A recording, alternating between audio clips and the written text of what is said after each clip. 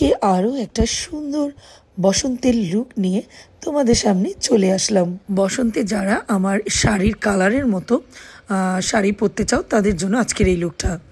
আমি অফ ক্যামেরাতে আমার বেস মেকআপ এবং আই বেস মেকআপটা করে নিয়েছি এবং আইসের নিচে আমি লুজ পাউডার অ্যাপ্লাই করে নিচ্ছি, যাতে কোনো আইশ্যাডো ফল হলেও ঝেড়ে ফেলে দেওয়া যায়। খুব ঠান্ডা লেগেছে তাই ভয়েসটা এমন লাগছে। তো আজকের প্যালেটটা হচ্ছে বিউটি গ্লেজের কালার বোর্ড।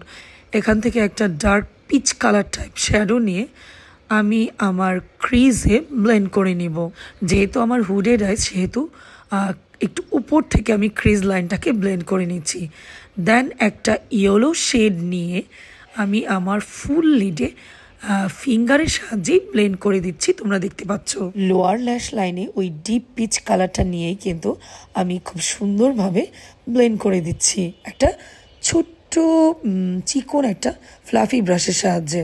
এখন একটা গ্লিটার প্যালেট থেকে আমি একটু গোল্ডেন টাইপ কালার নিয়ে মানে একটু শ্যাম্পেন গোল্ডেন টাইপ কালার নিয়ে আমি প্রথমে অ্যাপ্লাই করে নিচ্ছি।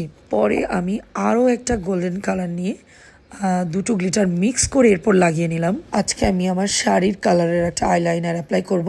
আমি ডুরালাইন আর আইশ্যাডো দিয়ে এই আইলাইনারটা মেক করে নিয়ে দেন আমি আইজের উপরে অ্যাপ্লাই করে নিচ্ছি এবং এরপর কিন্তু তোমরা চোখটাকে একটু শুকিয়ে নিবে। চোখের উপরটাকে একটু শুকিয়ে নিয়ে দেন কিন্তু তোমরা আইল্যাশটা পরে ফেলবে। আমি অফ ক্যামেরাতে আইল্যাশটা পরে নিয়েছি।